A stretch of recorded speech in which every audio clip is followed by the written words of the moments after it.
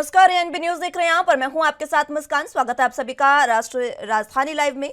तो चलिए अब बात दिल्ली की कर लेते हैं। आम आदमी पार्टी राष्ट्रीय राजनीति में अपने पांव जमाने के लिए दिल्ली और पंजाब के अतिरिक्त देश के अन्य राज्यों में भी राजनीतिक जमीन तलाश रही है और इसी क्रम में पिछले कुछ महीनों से गुजरात और हिमाचल प्रदेश में आम आदमी पार्टी ने अपनी तैयारियां तेज कर दी है, क्योंकि उसे लगता है कि कांग्रेस द्वारा बनाए गए शून्य को भरने में वो सक्षम है, जो वर्तमान में अपने सबसे खराब राजनीतिक दौर से गुजर रही है।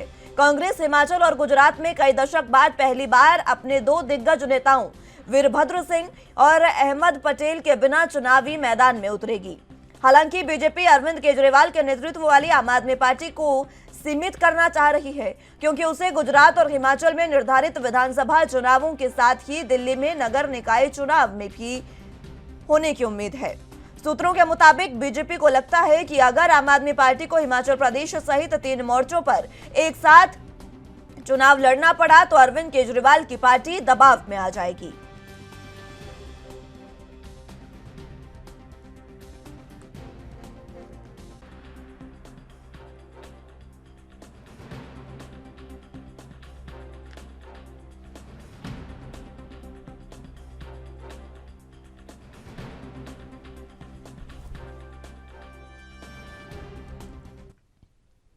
बीजेपी, आम आदमी पार्टी और कांग्रेस में क्या सियासी समीकरण बनने जा रहे हैं, इसी पर जरा जानकारी के लिए दिल्ली से संवाददाता राजीव तिवारी हमारे साथ मौजूद हैं।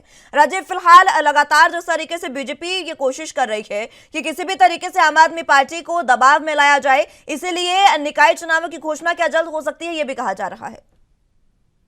देखिए, बिल्कुल सही कहा आपने। यहाँ पर बात करें आम आदमी पार्टी की, तो आम आदमी पार्टी जो दिल्ली के बाद में पंजाब और पंजाब के बाद में अब कहते हैं गुजरात और हिमाचल प्रदेश में कहीं ना कहीं जमीनी जो स्तर है वो कहीं ना कहीं तलाशती हुई नजर आ रही है। मगर यहाँ पर बात करें जिस तरीके से अब लगातार चुनाव जो प्रक्रिया है वो बनते नजर आ रहे हैं। गुजरात की बात करें तो गुजरात में भी आम आदमी पार्टी की जो कैसे नेता है अरविंद केजरीवाल की बात करें, मनीष सिसोदिया की बात करें या और नेताओं की बात करें, वो लगातार कहीं ना कहीं जमीनी हकीकत जो है वो तलाशते हुए नजर आ रहे हैं। मगर यहाँ पर जिस तरीके से पैर पसारने की कोशिश की जा रही है, हिमाचल के अंदर भी यही प्रक्रिया अपनाई जा रही है और अब दिल्ली के अंदर भी नगर निगम के जो चुनाव है वो कहीं ना कहीं अब दिसंबर में कराने की कोशिश की जा रही है, ताकि आम आदमी पार्टी के ऊपर दबाव बन सके और वो जो कांग्रेस का जो पहले बहुमत था या फिर कहें जो वोट बैंक था वो जो आम आदमी पार्टी को मिलता नजर आ रहा है उसको कहीं ना कहीं तोड़ा जा सके। मगर यहाँ पर भाजपा जो है वो रणनीति बना चुकी है कि तीनों ही तरफों से कहीं ना कहीं आम आदमी पार्टी के ऊपर दबाव डाला जाए, ताकि जो आम आदमी पार्टी की जो बढ़त बनती हुई नजर आ रही है या फिर कहे जमीनी हकीकत जो तलाशती हुई नजर आ रही है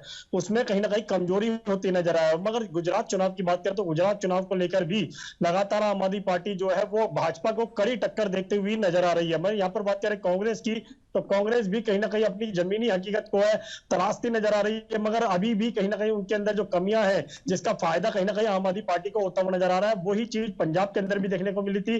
कांग्रेस का फायदा जो है वो आम आदमी पार्टी को मिला, मगर भाजपा जो है अब रणनीति बना चुकी है और लगातार कहीं ना कहीं कहते हैं निगम के चुनाव को लेकर भी कहीं ना कहीं आम आदमी पार्टी को घेरा जा सकता है। तो और जिससे अगर तीनों ही राज्यों के अंदर चुनाव होते हैं तो कहीं ना कहीं कांग्रेस आम आदमी पार्टी को जरूर कुछ दबाव जरूर बनता हुआ नजर आएगा, मगर देखना होगा कि वो दबाव का कितना कैसे फायदा उठा सकते हैं या फिर नुकसान कर सकते हैं, ये जरूर देखना होगा। जी राजीव, एक बात ये भी है कि देखिए कांग्रेस जो है वो भारत जोड़ो यात्रा कर रही है और भारत जोड़ो यात्रा के जरिए खुद को मजबूत करने की कोशिश कर रही है, एकजुट करने की कोशिश में है और जनता के बीच में दिखाना चाहती है कि कांग्रेस का वर्चस्व है। लेकिन बीजेपी की बात करें तो बीजेपी हमेशा कहती है कि विपक्ष मुक्त हम देश को बनाएंगे, यानी कि आम आदमी पार्टी का भी इसमें सीधा सीधा रोल है और बीजेपी जब पूरी कोशिश कर रही है कि पूरे देश को विपक्ष मुक्त बना दिया जाए, तो ऐसे में आम आदमी पार्टी के पास ऐसी कौन सी रणनीति है जिससे आम आदमी पार्टी अपना वर्चस्व कायम रख पाएगी?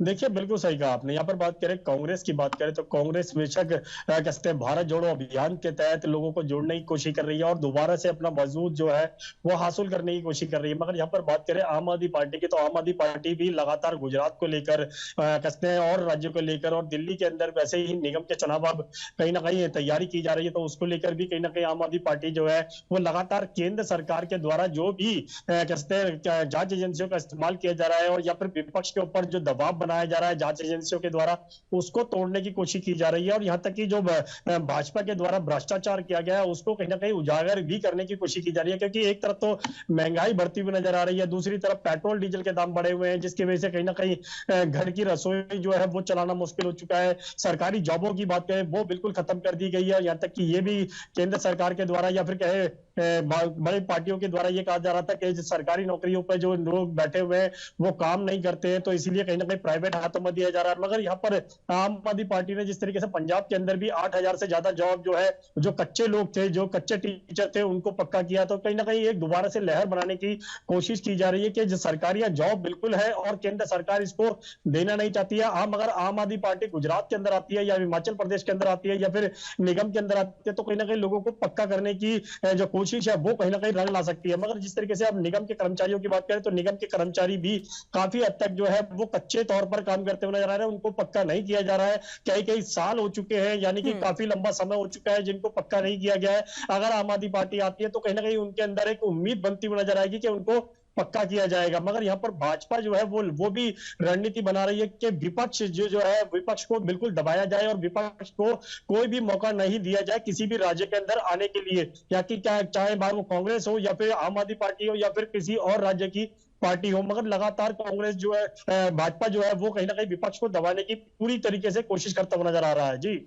विपक्ष को दबाने की कोशिश तो बीजेपी की है और अब आम आदमी पार्टी को भी घेरने की रणनीति बीजेपी बना रही है। बीजेपी ऐसी कौन सी रणनीति बना रही है जिससे आम आदमी पार्टी को घेरा जाए? क्योंकि अभी तक हम देख रहे हैं कि चाहे पहले सत्येंद्र जैन हो, उसके बाद आबकारी नीति को लेकर शिक्षा मंत्री और उप मुख्यमंत्री मनीष सिसोदिया को घेरा गया, लगातार इस तरीके की चीजें हो रही है। पंजाब में भगवंत मान को घेरा जा रहा है, अब हिमाचल प्रदेश में भी ऐसी ही स्थितियां बनती नजर आएंगी।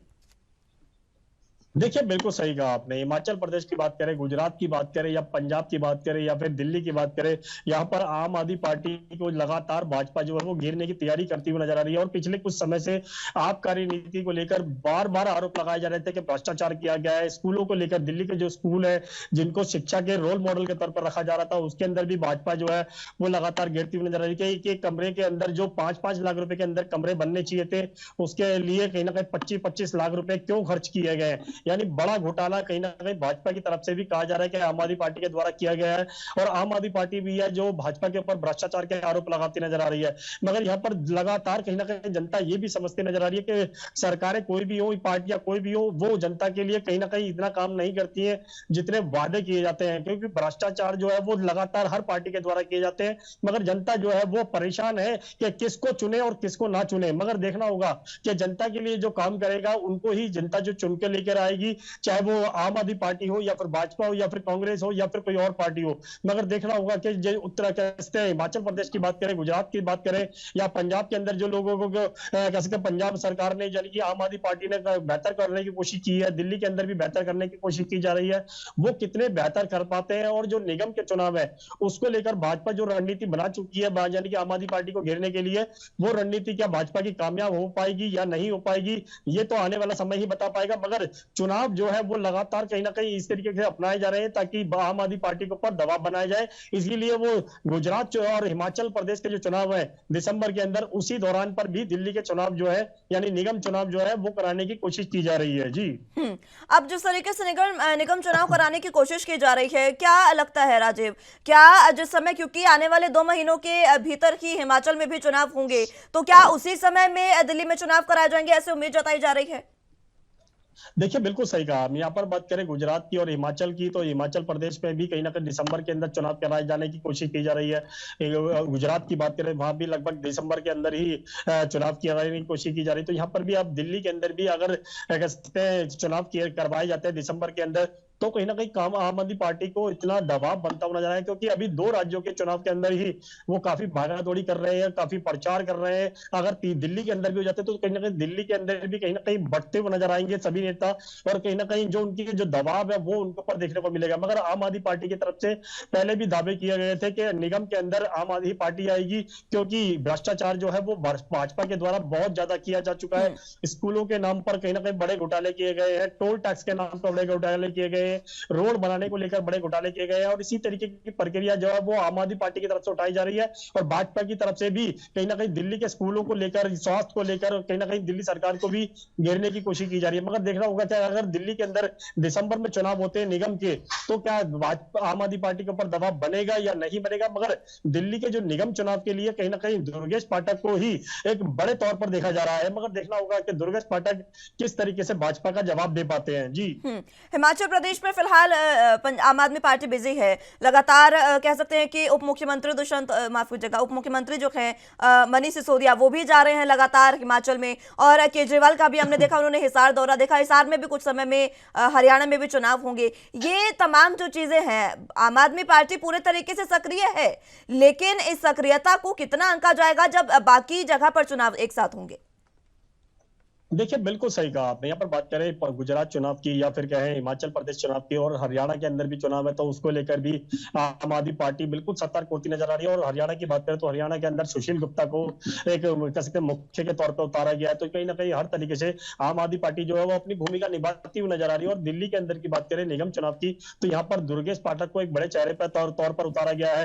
तो लगातार कोशिश यही की जा रही है कि आम आदमी पार्टी जो है वो किसी भी तरीके से कमजोर ना होती हुई नजर आए। मगर जिस तरीके से भाजपा जो रणनीति बना रही है कि आम आदमी पार्टी के ऊपर दबाव बनाया जाए और विपक्ष को कहीं ना कहीं दूर किया जाए, हर चाहे वो कांग्रेस हो, आम आदमी पार्टी हो या फिर कोई और पार्टी हो, इन सबको दूर किया जाए ताकि जनता के पास कोई विकल्प ना रहे और सीधा सीधा उसका फायदा जो है वो भाजपा को मिलता हुआ नजर आया। अगर विपक्ष कमजोर हो जाता है तो कहीं ना कहीं भाजपा को ही इसका फायदा होता हुआ नजर आएगा। शायद उसी को लेकर रणनीति भी भाजपा की तरफ से बनाई गई है। मगर राजीव, लेकिन इसको लेकर एक एग्जाम्पल के तौर पर हम देख सकते हैं, एक उदाहरण हमने देखा अभी जो विधानसभा चुनाव हुए, जब उत्तर प्रदेश में, उत्तराखंड में और पंजाब में, तमाम 5 राज्यों में जब चुनाव हुए, उसमें उत्तर प्रदेश में कुछ ज्यादा सक्रिय नहीं थी आम आदमी पार्टी, लेकिन उत्तराखंड में काफी ज्यादा कोशिश की थी कि वो चुनाव ठीक से लड़ पाए। लेकिन एक जो पंजाब है वहां पर एक फोकस रहा और इतने राज्यों में से एक पंजाब को जीत पाई आम आदमी पार्टी। तो क्या लगता है कि अब जब 3 जगह एक साथ अगर चुनाव करवाती है बीजेपी सरकार, तो क्या लगता है किस तरीके के नतीजे निकल सकते हैं?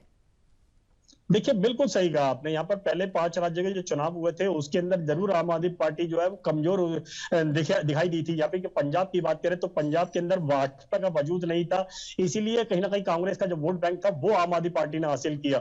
मगर यहाँ पर बात करें उत्तर प्रदेश की, तो उत्तर प्रदेश के अंदर आम आदमी पार्टी ने संजय सिंह को उतारा था, मगर संजय सिंह इतना कोई खास बड़ा जलवा दिखा नहीं पाए, जिसकी वजह से उत्तर प्रदेश के अंदर आम आदमी पार्टी नहीं आ पाई। मगर यहाँ पर बात करें उत्तराखंड की, तो वहां पर जरूर कोशिश की गई थी, मगर वहां पर भी इतनी कोशिश कामयाब नहीं हो पाई थी। और यही रणनीति जो है, यानी भाजपा की अब यही रणनीति कहीं ना कहीं दिल्ली के अंदर भी लागू करने की कोशिश की जा रही है। अगर 3 राज्यों के अंदर या 4 राज्यों के अंदर एक साथ चुनाव कराए जाते हैं तो कहीं ना कहीं आम आदमी पार्टी को कहीं ना कहीं इसका नुकसान हो सकता है। शायद इसी को लेकर कहीं ना कहीं रणनीति बनाई गई है, क्योंकि पहले ही 5 राज्यों के अंदर भी कहीं ना कहीं जो 5 में से 4 राज्यों के अंदर भाजपा अपनी सरकार बना पाई थी, तो कहीं ना कहीं इसका फायदा दोबारा से उठाने की कोशिश की जा रही है। गुजरात की बात करें और कहीं ना कहीं हिमाचल प्रदेश की बात करें तो वहां पर भी कांग्रेस आम आदमी पार्टी जो है वो इतना बड़े रूप पे नहीं है, मगर कहीं ना कहीं सरकार को यानी कि केंद्र भाजपा को जरूर टक्कर देने की कोशिश कर रही है। मगर कहीं ना कहीं भाजपा जो है वो इसी चीज का फायदा उठाने की कोशिश कर रही है जो पहले रणनीति बनाई गई थी, और उसी चीज का फायदा उठाने की अब भी कोशिश की जाएगी। अगर निगम के भी चुनाव होते हैं तो कहीं ना कहीं आम आदमी पार्टी जो है वो बढ़ती हुई नजर आएगी, जिसका फायदा कहीं ना कहीं भाजपा को हो सकता है। जी ठीक है राजीव, बहुत शुक्रिया आपका हमारे साथ जुड़ने के लिए और तमाम अहम जानकारी हम तक पहुंचाने के लिए। तो अगली खबर की रुख कर लेते हैं। अखिलेश यादव और शिवपाल यादव की दूरियां बढ़ती जा रही हैं। अब अखिलेश यादव ने सदन में शिवपाल यादव की सीट बदलने के लिए विधानसभा अध्यक्ष को चिट्ठी लिखी है। यूपी विधानसभा में सिटिंग अरेंजमेंट को लेकर एक बार फिर चाचा भतीजा आमने सामने आ गए हैं। पहले प्रसपा प्रमुख शिवपाल यादव ने विधानसभा अध्यक्ष को पत्र लिखकर अपनी सीट अलग करने की मांग की थी, तो अब भतीजे अखिलेश यादव ने विधानसभा अध्यक्ष को पत्र लिखकर यह मांग की है कि शिवपाल यादव को अलग सीट दी जाए, क्योंकि वो प्रसपा के अध्यक्ष हैं। हालांकि तकनीकी रूप से शिवपाल यादव समाजवादी पार्टी के विधायक हैं। विधानसभा चुनाव से पहले चाचा भतीजा एक हुए, लेकिन नतीजे ऐसे आए कि दोनों ने फिर से अपनी अलग राह पकड़ ली। अब एक दूसरे से नाराजगी इतनी बढ़ी है कि कई मौकों पर पत्र लिखकर एक दूसरे पर हमला कर चुके हैं। अखिलेश यादव ने विधानसभा अध्यक्ष के नाम पर पत्र में मांग की है कि शिवपाल यादव को विधानसभा में दूसरी पंक्ति के बजाय अगली पंक्ति में बैठने के लिए सीट दी जाए। क्योंकि वो प्रगतिशील समाजवादी पार्टी के अध्यक्ष हैं।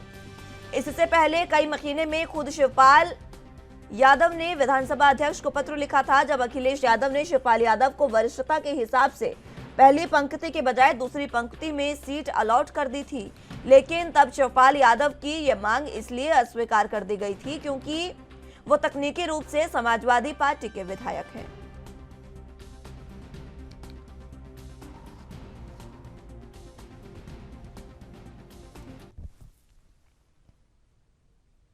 इस खबर पर ज्यादा जानकारी के लिए लखनऊ से संवाददाता जितेंद्र चौहान हमारे साथ मौजूद हैं।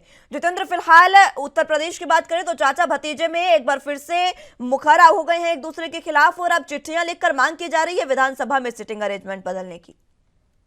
देखिए, बिल्कुल समाजवादी पार्टी के राष्ट्रीय अध्यक्ष अखिलेश यादव और प्रगतिशील समाजवादी पार्टी के राष्ट्रीय अध्यक्ष शिवपाल यादव, दोनों के बीच में जो कहे कि चाचा भतीजों की जो दूरियां है वो दिन प्रतिदिन बढ़ती जा रही है। और अखिलेश यादव ने विधानसभा अध्यक्ष को पत्र लिखा है और ये बात पत्र में कही है कि शिवपाल यादव की सीट आगे कर दी जाए, और कहीं ना कहीं क्योंकि वो प्रगतिशील समाजवादी पार्टी के राष्ट्रीय अध्यक्ष है और क्योंकि लगातार जो दूरियां है वो बनती नजर आ रही है। विधानसभा चुनाव में हालांकि नजदीकियां कम होने का काम हुआ था, लेकिन वो नजदीकियां कम नहीं हुई। हालांकि शिवपाल यादव जरूर जसवंत नगर सीट समाजवादी पार्टी से टिकट पाए थे और वो जीते भी थे, और उसके बाद कहीं ना कहीं जो बातें चली उसमें समाजवादी पार्टी विधायक दल की बैठक में शिवपाल यादव नहीं बुलाया, जहां भी बैठक हुई वहां उनको नहीं बुलाया गया। तो इस तरह से नाराजगी वो कहीं ना कहीं बढ़ती चली गई और ये नाराजगी अब इस कदर पहुंच चुकी है कि अब चाचा भतीजे एक दूसरे के पास नहीं बैठना चाहते। एक इसकी वजह ये भी हो सकती है कि सत्र में पिछली बार देखने को मिला था कि शिवपाल यादव अखिलेश यादव आसपास थे और उन्होंने वहां पर बैठे हुए शिवपाल यादव ने भारतीय जनता पार्टी की तारीफ की थी और कहीं न कहीं उससे कहीं अखिलेश यादव काफी नाराज नजर आए थे, और जिसके बाद चलते साफ तौर पे कहा जा सकता है कि अखिलेश यादव ने अब जो 19 तारीख से सत्र शुरू होना है उस सत्र में शिवपाल यादव की सीट आगे भेजने को कहा गया है।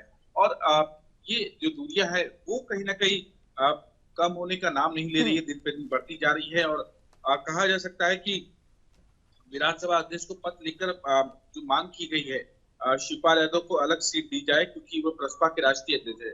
पिछली बार जब दावा किया गया था, सीट की बात आई थी, तो उन्होंने कहा था कि हम समाजवादी पार्टी की ओर से विधायक है, हम आगे बैठे हमारी सीट बदले, लेकिन उनकी जो चीजें थी वो अस्वीकार कर दी गई थी। और एक बार फिर विधानसभा में सत्र के दौरान अब ये तस्वीरें देखने को मिलेगी, चाचा भतीजे अलग हुई, क्योंकि 19 तारीख को जो सत्र शुरू हो रहा है उस सत्र में साफ तौर पे कहा जा सकता है कि तस्वीरें फिर देखने को मिलेगी कि अखिलेश यादव और शिवपाल यादव अलग अलग चाचा भतीजे अलग दिखाई देंगे। और उससे पहले बात की जाए तो जहाँ शिवपाल यादव और अखिलेश यादव में दूरी नजर आ रही, तो आज समाजवादी पार्टी के जो विधायक है वो कहीं ना कहीं प्रदर्शन करेंगे बेरोजगारी को लेकर। ऐसे तमाम जो मुद्दे हैं उस पर भी प्रदर्शन समाजवादी पार्टी करेगी। अब समाजवादी पार्टी जिस तरीके से खुद टूटती नजर आ रही है, हालांकि विधानसभा चुनावों के लिए एकजुट हुए थे दोनों, लेकिन अब जिस तरीके से उनके बीच एक बार फिर से गहराई बढ़ते जा रही है और जो ये खाई है ये कम होने का नाम नहीं ले रही है। लंबा समय हो चला है परिवार के कलह को झेलते को, अब लोकसभा चुनाव भी नजदीक है। क्या एक बार फिर से यहाँ पर वही गुटबाजी देखने को मिलेगी सपा में कि एक बार फिर से समाजवादी पार्टी अलग और प्रसपा अलग? देखिए, 2017 से दूरियां शुरू हुई और उस दूरियां शुरू होने के बाद ये खत्म होने का नाम नहीं ले रही है। और ये जो कहा जा सकता है कि अखिलेश यादव और शिवपाल यादव के बीच में जो खाई है वो भरने का नाम नहीं ले रही। और 2024 का चुनाव नजदीक है, लोकसभा का चुनाव नजदीक है, थोड़ा सा इंतजार करना होगी कि तस्वीरें के, लेकिन जिस तरह की अभी समय माहौल बना हुआ है दोनों के बीच में, वो कहीं ना कहीं नहीं लगता कि दोनों के बीच की दूरियां कम होगी। हालांकि दूरियां कम करने का प्रयास किया था मुलायम सिंह यादव ने और अखिलेश यादव को भी डांटा था विधानसभा चुनाव के दौरान, और कहीं ना कहीं कहा था कि चाचा भतीजे साथ में मिलकर पार्टी को आगे ले जाए। लेकिन ये जो कहा जा सकता है कि हालांकि शिवपाल यादव समाजवादी पार्टी से विधायक जरूर है, अखिलेश यादव राष्ट्रीय अध्यक्ष है, लेकिन ये चाचा भतीजे कहा जा सकता है कि एक होने का नाम नहीं ले रहे हैं। हालांकि दोनों ही समाजवादी पार्टी से, शिवपाल यादव समाजवादी पार्टी से विधायक है, तो लेकिन ये जो कहा जा सकता है कि अखिलेश यादव साफ उनको बता रहे हैं कि आप प्रगतिशील समाजवादी पार्टी से राष्ट्रीय अध्यक्ष हैं और आप कहीं ना कहीं जो समाजवादी पार्टी के नाम लेते हैं वो आप समाजवादी पार्टी में नहीं दिखाए, लेकिन हालांकि वो विधायक जरूर है। लेकिन ये दूरियां आखिरकार कब कम होगी, क्योंकि शिवपाल यादव ने अपने राष्ट्रीय अध्यक्ष पद से छोड़ के अपने बेटे आदित्य यादव को बैठा दिया, अध्यक्ष उनको बना दिया। लेकिन ये अब जिस तरह से तस्वीरें दिन पे दिन बढ़ती है, सियासी जो तस्वीरें वो बदलती जा रही हैं, वो क्या रंग लाएंगी 2024 में, उसका 2024 का इंतजार करना होगा। बिल्कुल। लेकिन जितेंद्र, जिस तरीके से ये चिट्ठी लिखी गई है, इस बार क्या उम्मीद लगाई जा रही है? क्या सिटिंग अरेंजमेंट बदलेगा एक बार फिर से? देखिए, विधानसभा अध्यक्ष को कल चिट्ठी लिख दी गई है और कहीं ना कहीं अब क्या अरेंजमेंट होगा ये 19 तारीख को पता चलेगा। हालांकि तस्वीरें देखे सबकी निगाहें उन्हीं पर होगी कि जो अखिलेश यादव ने सीट बदलने की मांग की थी, क्या विधानसभा अध्यक्ष ने उनको स्वीकार लिया, उसे स्वीकार लिया? क्या चाचा भतीजे को वाकई अलग बैठाया जाएगा? अगले शिवपाल यादव बसपा की ओर से नेतृत्व करेंगे, हालांकि वो विधायक हैं।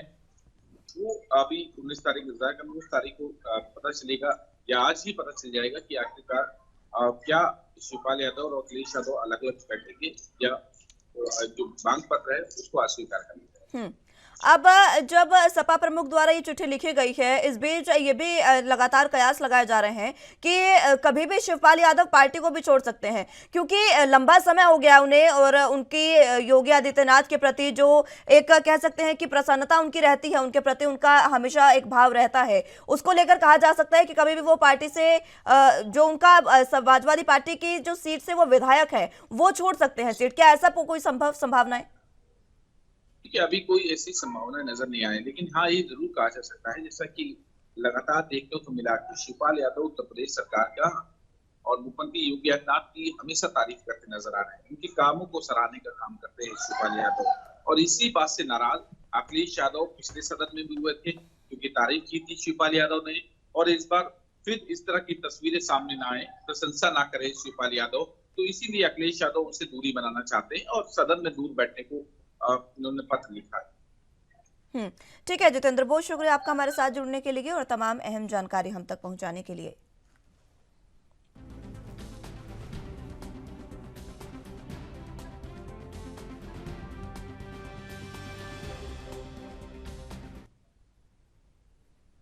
चलिए तो अगली खबर की रुख कर लेते हैं। मुख्यमंत्री पुष्कर सिंह धामी ने प्रदेशवासियों को हिंदी दिवस की शुभकामनाएं दी है।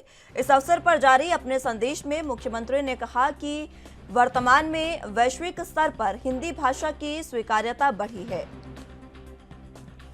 किसी भी देश की भाषा को उसकी संस्कृति और परंपराओं से जोड़ने में मददगार होती है। हिंदी मातृभाषा ही नहीं बल्कि हमारी सभ्यता और संस्कृति की भी पहचान है। हिंदी देश की एकता और अखंडता का भी आधार है। राजभाषा हिंदी की प्रतिष्ठा, गौरव और सम्मान के लिए हम सबको सहयोगी बनना होगा। वैश्विक स्तर पर हिंदी भाषा का और तेजी से प्रचार प्रसार हो, इसके लिए भी मुख्यमंत्री ने सामूहिक प्रयासों की जरूरत बताई है। देश की विभिन्न भाषाओं के साथ सामंजस्य बनाने की ताकत भी हिंदी भाषा में है। हिंदी भारत ही नहीं बल्कि विश्व की सबसे अधिक लोकप्रिय भाषाओं में से एक है। मुख्यमंत्री ने कहा कि हिंदी एक भाषा के रूप में भारतवासियों के बीच सेतु का भी काम करती है। हिंदी दिवस पर हमें अपने दैनिक जीवन में हिंदी के अधिक से अधिक प्रयोग का भी संकल्प लेना चाहिए। और इसी बीच आज मुख्यमंत्री पुष्कर सिंह धामी हिंदी दिवस के उपलक्ष्य में आयोजित कार्यक्रम में भी हिस्सा लेंगे।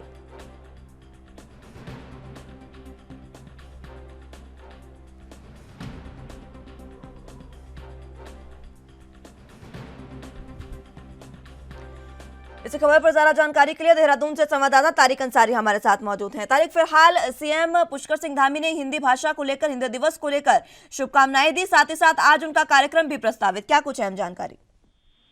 बिल्कुल, मैं आपको बता दूं, पुष्कर सिंह धामी ने हिंदी दिवस पर तमाम प्रदेशवासियों को शुभकामनाएं दी हैं और आज सीएम धामी हिंदी दिवस पर एक समारोह में प्रतिभाग करेंगे जो देहरादून के ओल्ड सर्वे रोड पे जो IRDT सभा सागर है उसमें आयोजित होगा।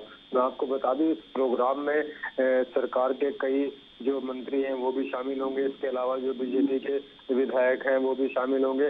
तो जोर यही दिया जा रहा है कि हिंदी को ज्यादा से ज्यादा लोग अपनी जिंदगी में शामिल करें। कल जो धामी ने लोगों को शुभकामनाएं दी है, उसके साथ ये संदेश भी दिया है कि हिंदी को कायम रखने के लिए ज्यादा से ज्यादा अपने जीवन में हिंदी को लाना होगा, हमें हिंदी को चलन में लाना होगा, क्योंकि हिंदी लगातार कहीं ना कहीं जो है कम होती जा रही है। लोग कम बोल रहे हैं लोग आजकल, क्योंकि इंग्लिश को ज्यादा तवज्जो दी जा रही है। तो पुष्कर सिंह धामी ने यही कहा है कि तमाम लोगों को अपनी जिंदगी में जो है हिंदी को अपनाना होगा लगातार। यही बात कल धामी ने कही है। जी लगातार जिस तरीके से पुष्कर सिंह धामी हिंदी को बढ़ावा देने की कोशिश कर रहे हैं, आज जो कार्यक्रम है उसमें क्या कुछ संदेश दिए जा सकते हैं? बिल्कुल, आज के प्रोग्राम में कई ऐसे लोग शामिल होंगे जो हिंदी से रिलेटेड होंगे, जो हिंदी को बढ़ावा लगातार हिंदी को बढ़ावा देने की जो है तमाम, मैं आपसे कहूँ कि तमाम प्रोग्राम कर रहे हैं ताकि हिंदी कहीं विलुप्त ना हो जाए। तो आज के प्रोग्राम में सरकार के कई मंत्री शामिल होंगे। मैं आपको बता दूं, जो भाषा मंत्री हैं वो भी सुबोध उनियाल वो भी शामिल होंगे। इसके अलावा बीजेपी के विधायक हैं वो भी शामिल होंगे। इसके अलावा बीजेपी के जो कार्यकर्ता हैं वो भी शामिल होंगे। इसके अलावा हिंदी भाषा के जो हिंदी भाषा से रिलेटेड जितने जो हिंदी भाषा से संबंधित जो और लोग हैं, जो और प्रोग्राम संचालित कर रहे हैं, वो भी इसमें शिरकत करेंगे ताकि इस चीज को बढ़ावा दिया जा सके कि हिंदी को ज्यादा से ज्यादा लोगों तक उसे चलन में लाने के लिए प्रेरित किया जा सके। जी लगातार जिस तरीके से ये कार्यक्रम सीएम के हैं, ये आज का जो कार्यक्रम है उसमें क्या कुछ, क्योंकि जिस तरीके से आपने बताया कि कई लोग इसमें शामिल होने वाले हैं, कब तक ये कार्यक्रम शुरू होगा और सीएम के कब तक पहुंचने की उम्मीद? जी बिल्कुल, मैं आपको बता दूं 11:15 बजे तक ये प्रोग्राम शुरू होगा। उसके बाद ही जो तमाम लोग हैं वो जो तमाम लोग हैं वो हिंदी भाषा से रिलेटेड वो तमाम लोग इसमें सम्मिलित होंगे और यही जोर दिया जाएगा कि हिंदी को ज्यादा से ज्यादा अपनाया जाए। जी मुस्कान। ठीक है तारिक, बहुत शुक्रिया आपका हमारे साथ जुड़ने के लिए और तमाम अहम जानकारी हम तक पहुंचाने के लिए।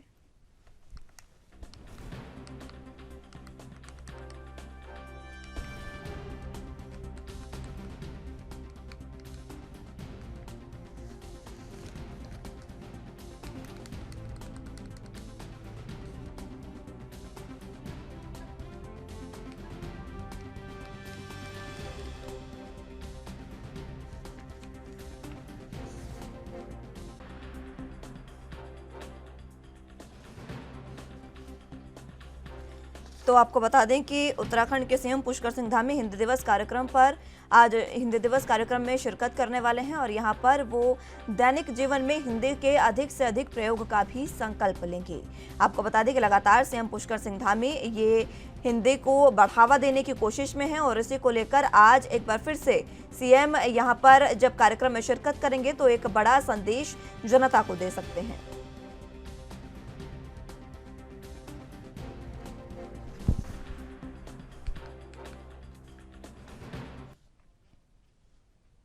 चलिए तो खबरों में आगे बढ़ते हैं।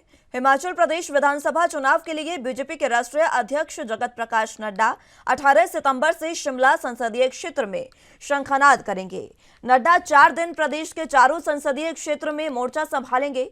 18 सितंबर को वो शिमला संसदीय क्षेत्र के सोलन, 19 को हमीरपुर संसदीय क्षेत्र के बिलासपुर, 20 को मंडी संसदीय क्षेत्र के मंडी और 21 को कांगड़ा संसदीय क्षेत्र के कांगड़ा में पंचायती राज और स्थानीय निकायों के प्रतिनिधियों को संबोधित करेंगे। बीजेपी प्रदेश अध्यक्ष सुरेश कश्यप ने जानकारी देते हुए बताया कि नड्डा के कार्यक्रम का भी अंतिम रूप दे दिया गया है। नड्डा 18 से 21 सितंबर के बीच सभी चारों संसदीय क्षेत्रों को कवर करेंगे। वो स्थानीय निकायों के सदस्यों और निर्वाचित प्रतिनिधियों से मिलेंगे। महापौर, उप महापौर, जिला परिषद सदस्य, पंचायत समिति सदस्य, ग्राम पंचायत प्रधान, उप प्रधान और अन्य स्थानीय प्रतिनिधियों के सम्मेलनों को संबोधित करेंगे और उन्हें मिशन रिपीट के मंत्र देंगे।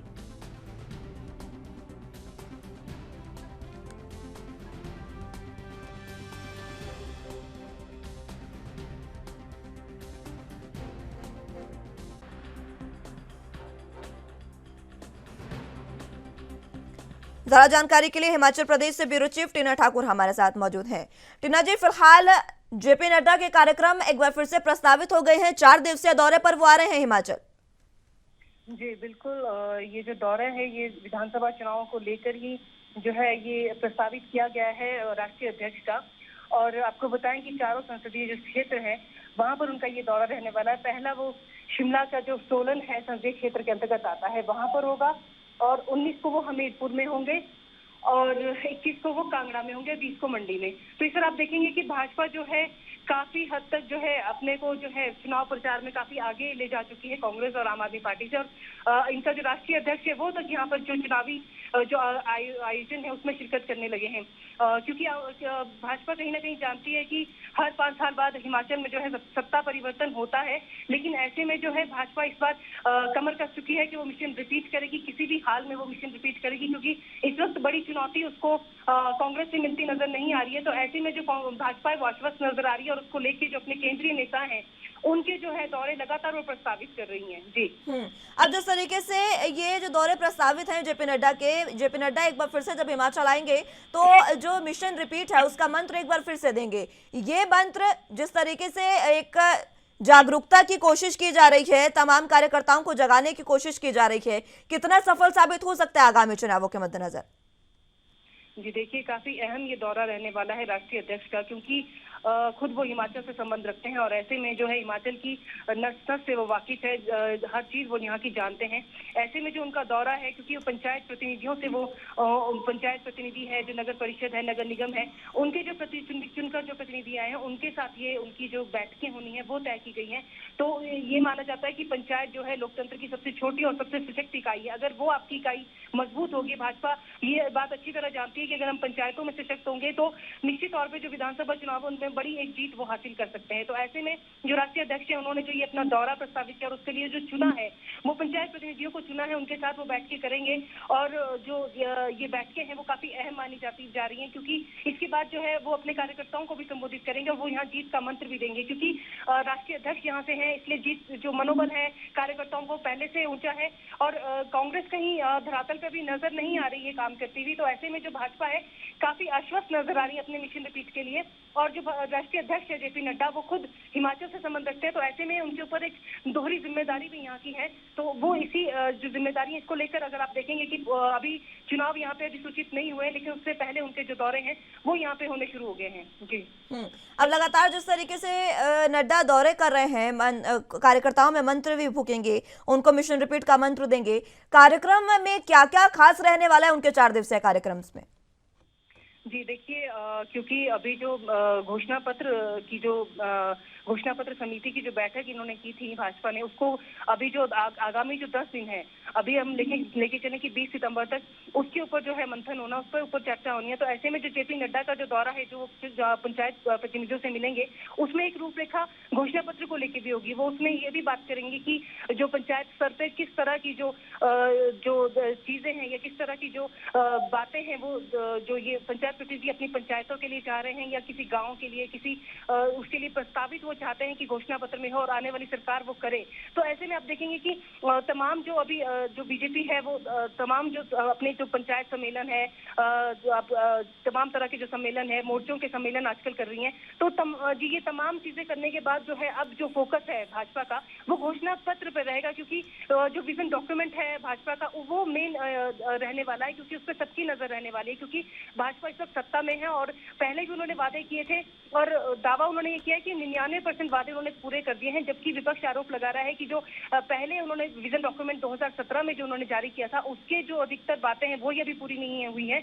तो 22 में वो किस बात को लेकर या किस चीज को लेकर वो जनता के बीच जाएंगे। तो ऐसे में ये दिलचस्प रहने वाला है कि जो घोषणा पत्र है उसको लेकर ये सारा का सारा जो मंथन है, ये सारी की सारी जो बैठकें हैं, अब जो है आगामी 10 दिनों में उसी पर फोकस रहने वाली है। जी क्या कोई अहम बैठक भी होने जा रही है? क्योंकि जब भी जेपी नड्डा आते हैं तो काफी अहम बैठक होती है। पिछली बार आए थे आरएसएस की बैठक में वो शामिल हुए थे। जी देखिए, अभी तब तो ये हो सकता है कि जो बीजेपी कार्य समिति की बैठक है, घोषणा पत्र, विभिन्न तरह की जो आपने देखा तमाम तरह की जो समितियां हैं भाजपा ने गठित की हुई, उनके साथ वो बैठक अहम बैठक कर सकते हैं। भाजपा के जो प्रदेश के जो बड़े पदाधिकारी हैं, मंत्री हैं, वो तमाम क्योंकि वो तमाम तरह के जो पहले भी अपने आपको बताएं कि जेपी नड्डा आए थे, उन्होंने मंत्रियों की भी क्लास ली थी और ये कहा था कि वो ये ना मान के चलें कि उनकी जीत या उनका टिकट सुनिश्चित है। तो ऐसे में जो मंत्री भी हैं उनको भी एक कार्यकर्ता की तरह काम करना होगा, फील्ड में उनको अपना दमखम दिखाना होगा तभी जाकर उनकी टिकट निश्चित होगी। तो ऐसे में माना जा सकता है कि जब जेपी नड्डा हिमाचल पहुंचेंगे तो वो हिमाचल में जो मंत्री हैं, चाहे वो कार्यकर्ता हैं, बड़े पदाधिकारी हैं, तो तमाम तरह की वो बैठकें लेंगे और तमाम जो समीक्षा है, चाहे वो मोर्चों की है, चाहे वो महिला मोर्चा है, युवा मोर्चा है, या जितने अभी तक सम्मेलन हुए हैं, वो तमाम तरह की जो धरातल पे जो अभी तक काम कर चुके उनकी रिपोर्ट लेंगे, उनकी समीक्षा करेंगे और उसके बाद जो वो है वो टिप्स भी देंगे कि किस तरह इन चीजों को और आगे सुधारा जा सकता है या किस तरह जनता के बीच और बेहतर तरीके से भाजपा जा सकती है। जी। बीजेपी की सक्रियता साफ दिखाई दे रही है, क्या बाकी पार्टियां भी सक्रिय है और किसी के दौरे इस दौरान? अभी फिलहाल तो अगर हम कांग्रेस की बात करें तो कांग्रेस के जो केंद्रीय जो नेता हैं या केंद्र के जो उनके प्रवक्ता हैं वो अगर आ रहे हैं तो सिर्फ जो अपना जो प्रदेश कार्यालय वहां तक सीमित है और वहां पे वो एक प्रेस कॉन्फ्रेंस कर रहे हैं। जो सत्तारूढ़ भाजपा है उस पर आरोप तमाम तरह के लगा रहे हैं, लेकिन धरातल पे अभी इस तरह का जो कांग्रेस का कोई बड़ा सम्मेलन अभी फिलहाल आने वाले दिनों में भी अभी तक नहीं है, क्योंकि 20 सितंबर को माना जा रहा है कि उनकी जो स्क्रीनिंग कमेटी की बैठक है वो होनी प्रस्तावित है। तो ऐसे में कांग्रेस के सामने फिलहाल टिकट आवंटन एक बड़ी चुनौती बना हुआ है। अगर इससे वो पार पा जाती है उसके बाद वो जो यहाँ पे अपने केंद्रीय नेताओं के सम्मेलन है या जो रैलीज है जनता के बीच वो जाना वो शुरू करेगी। और दूसरी तरफ आम आदमी पार्टी की बात करें, अभी आम आदमी पार्टी के जो डिप्टी सीएम है मनीष सिसोदिया और भगवंत मान पंजाब के मुख्यमंत्री, वो जब हिमाचल पहुंचे थे उन्होंने 6 गारंटियां और दी थी। अगर दोनों पार्टी की हम बात करें, भाजपा आम आदमी पार्टी और कांग्रेस की, तो दोनों ने अभी फिलहाल जनता के बीच जो है 10-10 गारंटियां दोनों पार्टी की तरफ से जनता के बीच जा चुकी हैं। तो फिलहाल दोनों पार्टी की तरफ से फिलहाल तो कोई बड़ा दौरा नहीं है, लेकिन दोनों जो पार्टीज है उनके सामने अभी जो कांग्रेस है उनके सामने टिकट का जो आवंटन है वो एक चुनौती है और आम आदमी पार्टी जो है वो फिलहाल जो है धरातल पे अपना काम कर रही है और आने वाले दिनों में और जो है रैलीज वो प्रस्तावित कर सकती है। फिलहाल अभी आने वाले दिनों में अभी तक कुछ नहीं है। जी। अब जिस तरीके से ये तमाम बातें कही जा रही है कि लगातार सक्रियता बढ़ गई है तमाम पार्टियों की और आम आदमी पार्टी पूरे तरीके से सक्रिय हिमाचल में भी दिख रही है, जेपी नड्डा जब आ रहे हैं तो किस तरीके के मंत्र दिए जा सकते हैं, क्योंकि यहाँ पर एक कोशिश बीजेपी की ये भी है कि आम आदमी पार्टी को कहीं ना कहीं दबाया जाए। जी देखिए, हम ये बात कह सकते हैं कि भाजपा की कोशिश है आम आदमी पार्टी को दबाया जाए, लेकिन अगर हम कांग्रेस की बात माने तो वो पिछले कल भी आरोप लगा चुकी है कि जो आम आदमी पार्टी, अगर आप देश भर में अगर इलेक्शन का वो देखें, सिनेरियो देखें, तो जहां जहां आम आदमी पार्टी लड़ी है वहां पे नुकसान सीधे तौर पे कांग्रेस को हुआ है।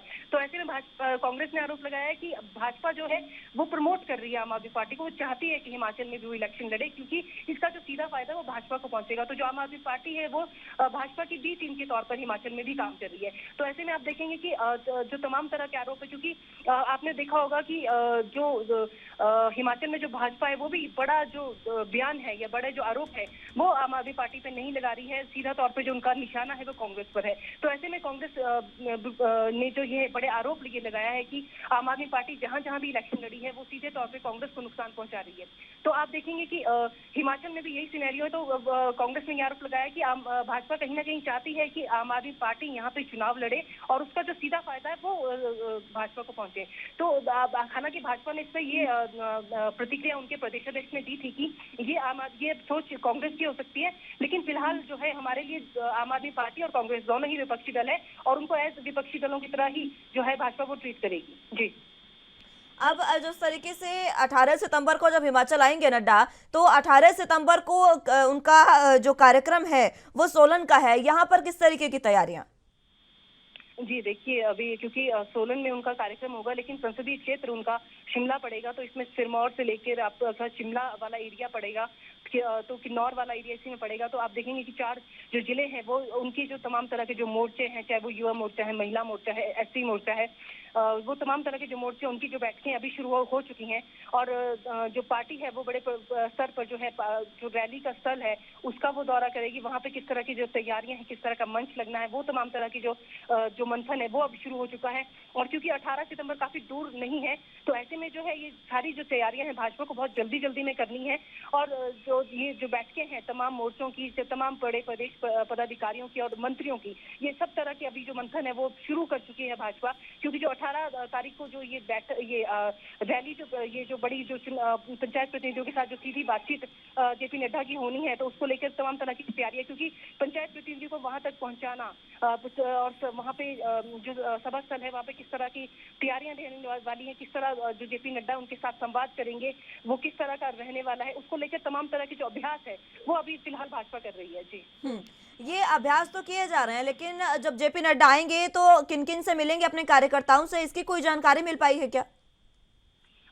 देखिए, जब जेपी नड्डा यहाँ पहुंचते, क्योंकि हिमाचल वो पहले भी यहाँ पे मंत्री भी रह चुके हैं, यहीं से वो संबंध रखते हैं, तो वो तमाम जो कार्यकर्ता हैं, चाहे वो पुराने कार्यकर्ता हैं, जो पुराने लोग हैं, उन सबको जानते हैं। तो ऐसे में अप्रत्याशित तौर पे वो कहीं ना कहीं पहुंच जाते हैं, कोई ना कोई उनकी दोस्ती निकल आती है। जैसे पिछले दिनों हिमाचल पहुंचे थे, तो समर हिल जब वो HT यूनिवर्सिटी है, तो वहाँ पे जब वो अपने कॉलेज के दिनों में, यूनिवर्सिटी के दिनों में छात्र राजनीति करते थे, और वहाँ पे जो पुराने जो लोग थे, बहुत बुजुर्ग जो दुकानदार थे, उनके पास वो प्रत्याशी तौर पहुंचे थे। तो ऐसा सीधा तौर पे तो सिर्फ ये रहता है कि वो अपने पदाधिकारियों से मिलेंगे, कार्यकर्ताओं से मिलेंगे, जो उनका जो प्रस्तावित कार्यक्रम है उसके तहत उनकी जो प्लानिंग होगी। लेकिन उसके अलावा वो प्रत्याशी तौर पे कहीं ना कहीं अपने जो पुराने कार्यकर्ता है, चाहे वो सोलन में कोई पुराना जो कार्यकर्ता है जो अब सक्रिय नहीं है, उनके घर भी वो पहुंच जाते हैं। तो ऐसे में जो ये जो दौरा रहने वाला है, आप ये देखेंगे कि क्योंकि कोई भी दौरा रहता है केंद्रीय नेताओं को, तो भाजपा चाहती है कि उसे बड़े स्तर पे भुनाया जाए। तो इसके लिए भी तमाम तरह की जो प्लानिंग है वो भाजपा कर चुकी होगी कि जेपी नड्डा जो है जब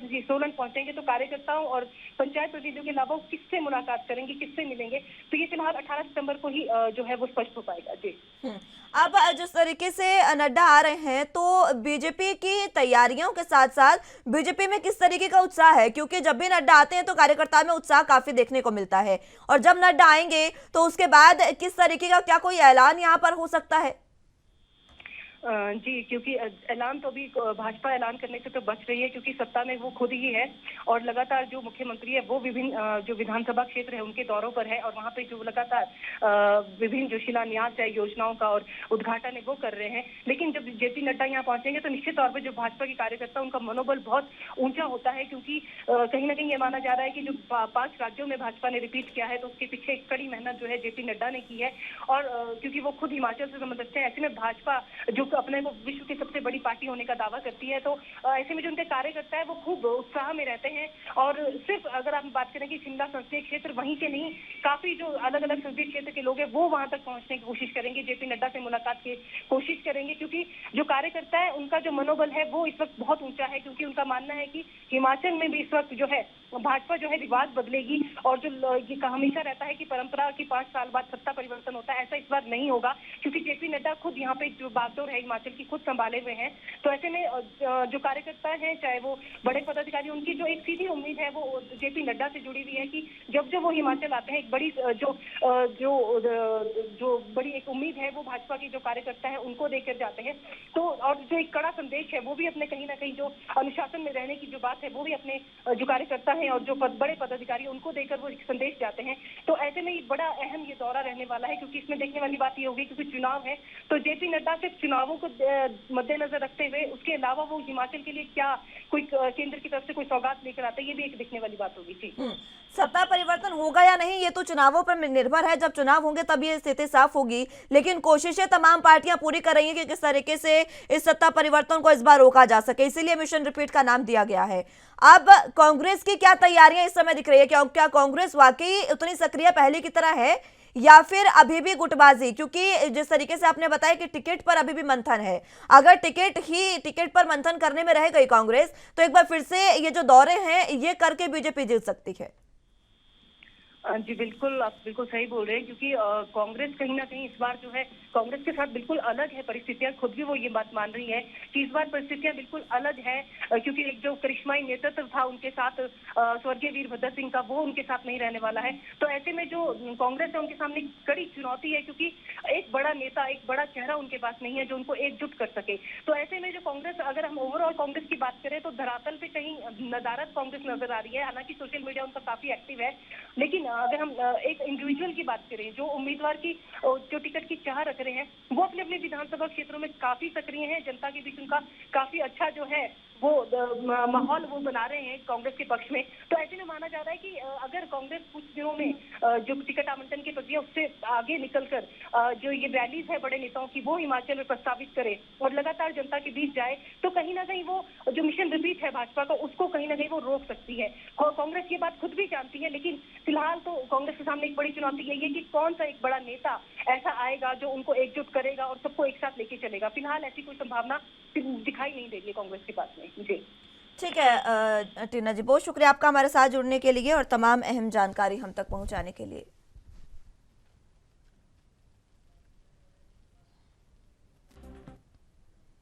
अगली खबर की ओर रुख कर लेते हैं। गायों के लिए खतरनाक बन चुकी लंपी स्किन डिजीज की चपेट में अब महाराष्ट्र भी आ चुका है। यहां अब तक 2386 मामले सामने आ चुके हैं।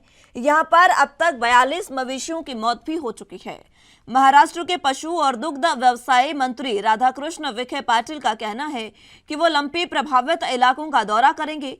इसके अलावा राज्य सरकार लंपी वायरस का संक्रमण रोकने के लिए 1 करोड़ से अधिक टीकाकरण करेगी।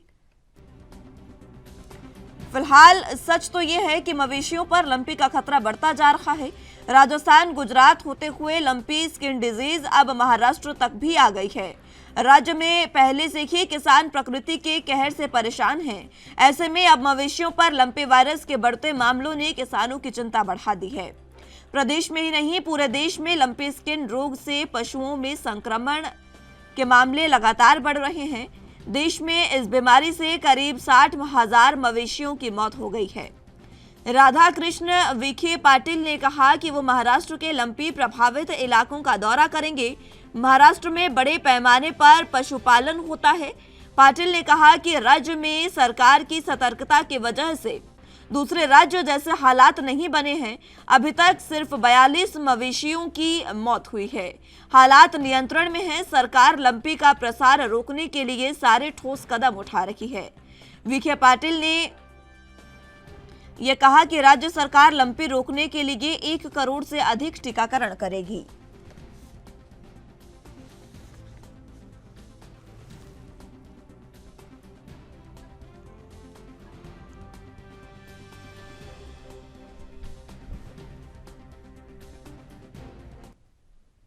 इस खबर पर ज्यादा जानकारी के लिए मुंबई से संवाददाता सत्यप्रकाश सोनी हमारे साथ मौजूद हैं। सत्यप्रकाश, फिलहाल लंपी स्किन डिजीज जिस तरीके से पशुओं में लगातार बढ़ते जा रही है, क्या कुछ उसको लेकर अहम जानकारी? बिल्कुल मुस्कान जी, देखिए मुंबई शहर पूरे महाराष्ट्र में लंपी स्किन डिजीज का प्रॉब्लम जो है लगातार बढ़ता जा रहा है, जिसको लेकर सरकार की चिंता भी बढ़ रही है। यही वजह कि सरकार ने आनन फानन में सभी पशु बाजार को बंद कर दिया है 9 सितंबर तक। इसके अलावा लगातार सरकार यह कोशिश कर रही है कि पशुओं का जो आदान प्रदान एक राज्य से दूसरे राज्य में हो रहा है या फिर एक जिले से दूसरे जिले में हो रहा है, उस पर रोक लगा दी है।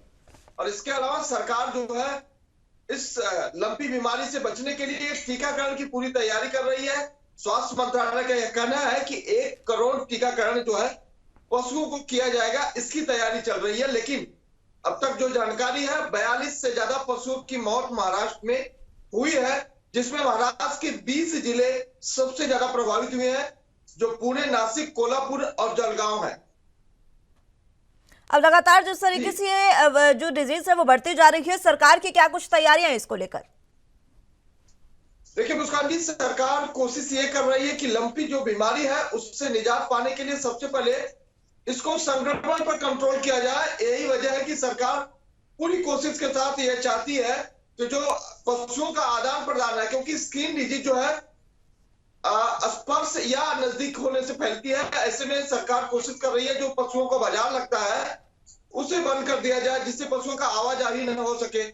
इसके अलावा सरकार यह कोशिश कर रही है कि संक्रमण के अलावा उसे रोकने के लिए क्या उपाय किया जा सकता है, उस पर चर्चा कर रही है। तो सरकार की चिंताएं लगातार बढ़ती जा रही है, लेकिन जो आंकड़े आए हैं उसमें यह जानकारी है कि 2386 मामले जो है महाराष्ट्र में आए हैं, जिस पर जो है सरकार लगातार काम कर रही है। टीकाकरण को लेकर भी यहाँ पर जानकारी दी गई है। बिल्कुल मुस्कान जी, टीकाकरण को लेकर सरकार चिंतित है और सरकार का आंकड़ा भी है कि 1 करोड़ से ज्यादा पशुओं को टीकाकरण किया जाएगा, जिससे संक्रमण की जो स्थिति है उसे नियंत्रण किया जाएगा। हालांकि सरकार की तरफ से कहा जा रहा है कि सबसे कम प्रभावी जो है महाराष्ट्र हुआ है, लेकिन ये जो आंकड़े बताते हैं इसमें जानकारी है कि 42 से ज्यादा पशुओं की मौत हुई है और 2500 के आसपास जो है पशु जो है संक्रमित हुए हैं। तो ऐसे में संक्रमण की संख्या बड़ी तेजी से बढ़ रही है। तो ये आंकड़े जो सरकारी है वो आंकड़े रुकने वाले नहीं है, क्योंकि लगातार जब तक इस पूरे मामले में टीकाकरण की व्यवस्था नहीं हो जाती तब तक ये आंकड़े नहीं रुकेंगे। हालांकि इस बीच जो किसान है उनकी भी चिंता बढ़ गई, क्योंकि तमाम जो दुग्ध व्यवसायी महाराष्ट्र में है, खासकर महाराष्ट्र में भी देखा जाता है कि बड़े पैमाने पर दूध का व्यवसाय किया जाता है। लेकिन इस तरह के संक्रमण होने से न सिर्फ आम नागरिकों में बल्कि किसानों में भी डर का माहौल है, क्योंकि दूध पीने से कहीं यह बीमारी आम आदमी आम इंसानों में न चला जाए। लेकिन डॉक्टर्स कह रहे हैं कि ये मात्र अफवाह है कि इस तरीके से पशुओं के दूध का सेवन करने से ये बीमारी जो है वो इंसानों में चली जाएगी। ये डॉक्टर्स अफवाह बता रहे हैं, लेकिन इसको लेकर ये साफ है कि दूध के रेट काफी ज्यादा बढ़ गए हैं महाराष्ट्र में। बिल्कुल, देखिए जब दूध का उत्पादन नहीं होगा तो जाहिर तौर पर दूध की कीमत बढ़ने वाली है। और पिछले 10 दिनों से देखा जा रहा है कि दूध की जो उत्पादन क्षमता महाराष्ट्र में कम है, क्योंकि स्वास्थ्य मंत्रालय खुद ही एक बात कह रहा है कि दूध की कमी के चलते दूध के दामों में बढ़ोतरी हो रही है। तो यह विषय सरकार का है और सरकार को ही इस पे चिंता करना चाहिए, क्योंकि इसके लिए क्या कुछ किया जा सकता है। लेकिन अगर डॉक्टर ये कहते हैं कि दूध पीने से संक्रमण नहीं होगा, तो स्वास्थ्य मंत्रालय को इस पर बिल्कुल लोगों को जानकारी देना चाहिए, इस पर लोगों को जागरूक करना चाहिए, जिससे लोगों के मन में जो शंका है वो दूर हो सके। यही वजह है कि कई जो है नेशनल पार्क के जो जानवर है उन्हें जो भोजन मांस का भोजन करवाया जाता था, उस मांस को भी रोक दिया गया है। तो ये बात किसी से छिपी नहीं है कि संक्रमण की आशंका हर किसी को है, चाहे वो जानवर हो चाहे इंसान हो। यही वजह है कि लगातार लोग जो है सतर्क रहने की कोशिश कर रहे हैं। अब जिस तरीके से 2000 से ज्यादा पशु जो है वो महाराष्ट्र में मिले हैं संक्रमित, उनको लेकर किस तरीके से उनका उपचार इस समय जारी है? देखिए, उपचार नहीं है लेकिन वैक्सीनेशन ही एकमात्र उपाय है। तो अब किसानों को भी लगता है कि सरकार जल्द से जल्द वैक्सीनेशन करना चाहिए, क्योंकि लगातार जिस तरह से स्किन डिजीज का यह मामला लगातार बढ़ता जा रहा है। अब ऐसे में सरकार अगर जरा भी कोताही बरती है तो जो आंकड़े 2500 है वो आंकड़े बढ़ जाएंगे। मौत के आंकड़े जो 42 से 45 है वो आंकड़े बढ़ सकते हैं। तो ऐसे में सरकार को इस पर गंभीरता से लेना चाहिए और सरकार को तुरंत इस पर एक्शन लेते हुए संक्रमण को किसी भी तरह से रोकने का उपाय करना चाहिए। मुस्कान जी। सत्यप्रकाश, जिस तरीके से आपने बताया कि तमाम जो पशुओं की आवाजाही होती है उनको रोक दिया गया है, पशुओं के आदान प्रदान को राज्य दर राज्य रोक दिया गया है, लेकिन अगर प्रदेश की बात करें, महाराष्ट्र की बात करें, तो वहां पर अगर लंपी वायरस के जो पशु हैं उनको सामान्य पशुओं के साथ रखा जाएगा तो ये बीमारी फैल सकती है। उसको लेकर सरकार की क्या पूरी योजना? देखिए, सरकार का कहना है कि एक राज्य से दूसरे राज्य में पशुओं को न ले जाया जाए, यानी कि अगर एक राज्य में या एक जिले में संक्रमण है तो दूसरे जिले में वो संक्रमण नहीं जाना चाहिए। इसके अलावा जो पशुओं का बाजार लगता था उसे 9 सितंबर से बंद कर दिया गया है। अब ऐसे में सरकार की कोशिश है कि पशु एक दूसरे से संपर्क में न रहे, जिससे संक्रमण की जो आशंका है वो बेहद कम हो जाना चाहिए। तो सरकार की कोशिश यही है कि संक्रमण को किस तरह से रोका जाए, लेकिन वैक्सीनेशन का जो उपाय है, अब ऐसे में सरकार भले ही कह रही है कि 1 करोड़ वैक्सीनेशन हम करेंगे, लेकिन वह वैक्सीनेशन कब से शुरू होगा इसकी जानकारी किसी को नहीं है। वैक्सीन की तैयारी है या नहीं है इसकी जानकारी किसी को नहीं है। तो तमाम चीजें हैं जो सरकार को ही करना है और सरकार ही इस पर कुछ कर सकती है, क्योंकि आम नागरिक और किसान जो प्रभावित है उन्हें इस विषय में कोई जानकारी नहीं है। हालांकि कोई और उपचार नहीं दिखाई दे रहा है, इसलिए किसान चिंतित है, इसलिए दूध व्यवसायी पशु व्यवसायी चिंतित है कि इस पर अगर सरकार जल्दबाजी में एक्शन नहीं लेती है तो मामला और भी बिगड़ सकता है। किसानों का क्या कहना है इसको लेकर? देखिए, किसान डरे हुए हैं, घबराए हुए हैं। किसान भी चाहते हैं कि उनके ऊपर जो दूध का व्यवसाय है वो अगर वो व्यवसाय करते हैं तो उनके ऊपर किसी तरह का आरोप नहीं लगना चाहिए, क्योंकि अब स्किन डिजीज का मामला है। तो अगर स्किन डिजीज की वजह से दूध के में जो है यह बीमारी का प्रसार होता है तो जाहिर तौर पर बड़ा नुकसान हो सकता है। इसीलिए दूध व्यवसायी जो है कहीं न कहीं डरे हुए हैं, खासकर किसान जो है जो पशु व्यवसाय करते हैं वो भी डरे हुए हैं, क्योंकि तमाम मुंबई महाराष्ट्र में तबेले हैं। खासकर मुंबई में भी देखा जाता है कि कई तबेले अभी भी मुंबई में है। अगर इस तरह की संक्रमण बढ़ता है तो जाहिर तौर पर न सिर्फ जानवर प्रभावित हो सकते हैं बल्कि आम इंसान भी प्रभावित हो सकता है। यही वजह है कि लोगों में एक डर की स्थिति बनी हुई है। खासकर अभी कल जब हमने एक दूध व्यवसायी से बात किया तो उन्होंने कहा कि दूध की खपत भी अब कम हो गई, क्योंकि दूध लेने में लोग कतराने लगे हैं। लोगों को मन में एक शंका होने लगी है कि कहीं यह बीमारी दूध के जरिए आम इंसानों तक न पहुंच जाए। जिस तरीके से ये लोगों में अफवाह फैली है और लगातार लोगों में एक चिंता का विषय बन गया है और लोग दूध का इस्तेमाल भी कम कर रहे हैं, उत्पादन भी कम है और इस्तेमाल भी कम हो रहा है, लेकिन इससे सरकार को कहीं ना कहीं नुकसान है। बिल्कुल, देखिए उत्पादन में अगर कमी है तो सरकार का जरूर ये है।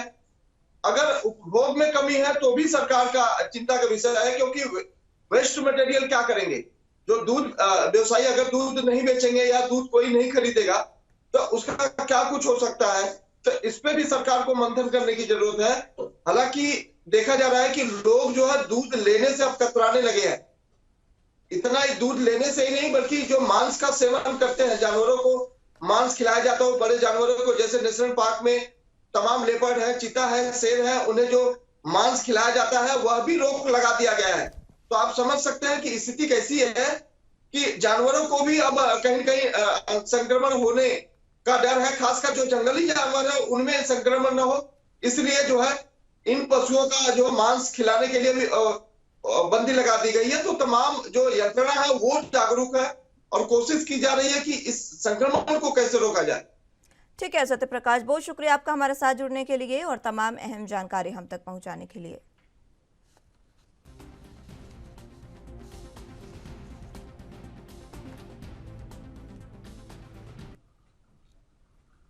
फिलहाल के लिए राजधानी लाइव में मेरे साथ बस इतना ही। तमाम अहम खबरों के लिए आप देखते रहिए ANB न्यूज़। नमस्कार।